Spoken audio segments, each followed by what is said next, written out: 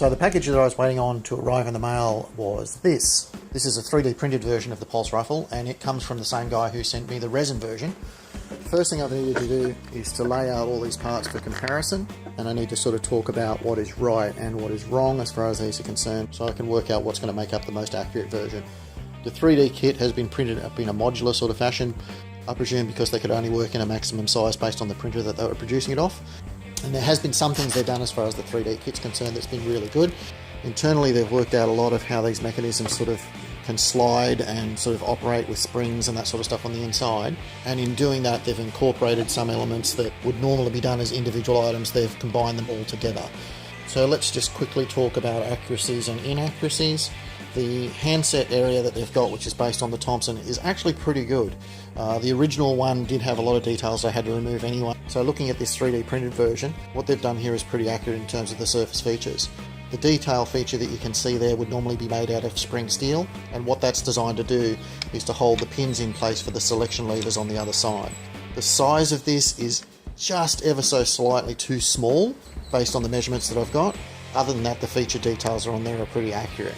The pump action section is pretty good, again slightly too small. They've got the length just about right, but the depth of it, or the width of it, depending on which way you're looking at it, is a little bit off. It should be just a little bit beefier in that sort of cross-section area, but how they've worked out the internal mechanism inside there that allows for the pump mechanism to work is something that's quite good, and I'm probably going to copy that idea. With that being off a bit, you'd also suspect that the pump slider is not quite right, and that is also true. There's two issues with it.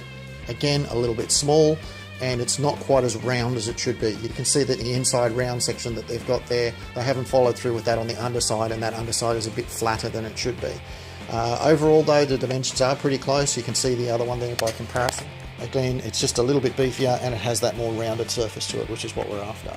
Overall, I'm really impressed with the 3D printed stuff, which really wants me to get my 3D printer unpacked and get it operational as well, but one disaster at a time, we've got to get things going.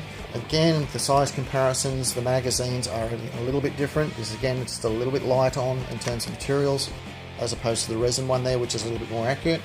Ironically though, after all those size comparisons, 3D print of the upper housing is more like the right dimensions. There's a couple of minor issues with it, mostly in the back end section. You can see again that this has been printed in 3 or 4 different parts. That back section again is a little bit more square across the top than it should be. Apart from that, the details are pretty reasonable, except for the Thompson bolt action mechanism, which in the 3D print has been incorporated as a solid piece within the design of the shroud. And to get that bolt action mechanism, they've made up a larger piece that slides inside there. I quite like the way that mechanism works, again very similar to the internal design for what they did with the pump action section, so this has definitely been worth looking over just from the point of view of how I'm going to be working out some of the internal designs. And the final bit that they've printed up, which I think is actually quite accurate, is the extendable stock. Again, this has been done in multiple print pieces so that it could have been glued together, but in terms of dimensions, size and the overall look at it, that's quite close to the original. The only notable difference in what they've done with this piece is this back section has been done as a solid piece, where the original one was cut out of a piece of material which is essentially the same as the slide piece that goes through it, but just didn't have any slots cut into it. So to give you a bit of a better idea of what I'm talking about doing, what we're going to end up with is something that looks more like this. So what will that mean in terms of casting? The slide action will be done as a metal cast part. The trigger section will probably be done as a cast part, but these elements on top will be separate. The handle will be made out of Western red cedar. The magazine section will be made as a solid cast piece, with the exception of that little piece there, which will be a proper spring mechanism that goes into where it should be on the magazine mount. But then the pump action cage, the internal mechanisms, the Thompson bolt action and the extendable stock, they're all going to be manufactured items. What I mean by manufactured items, I'm going back to the original design that they came up with, so that everything you pretty much see in that drawing, except for the handle itself, will be made out of the metal components. And once I've been able to put something together that looks more like that picture, I'll then be able to properly finalise how the outer shroud goes over it, which is pretty much the way they did the original. There's a local engineering company that helps me out sometimes by allowing me to go through their scrap bin and pinch out the pieces of aluminium that I need to melt down. So this time they've helped me out with a really good selection of pieces that should go into the project quite nicely. From sort of sheet aluminium that we can bend into pieces for the pump section, even down to the pieces of tube that are the correct gauge that I can use as a template to bend those pieces around.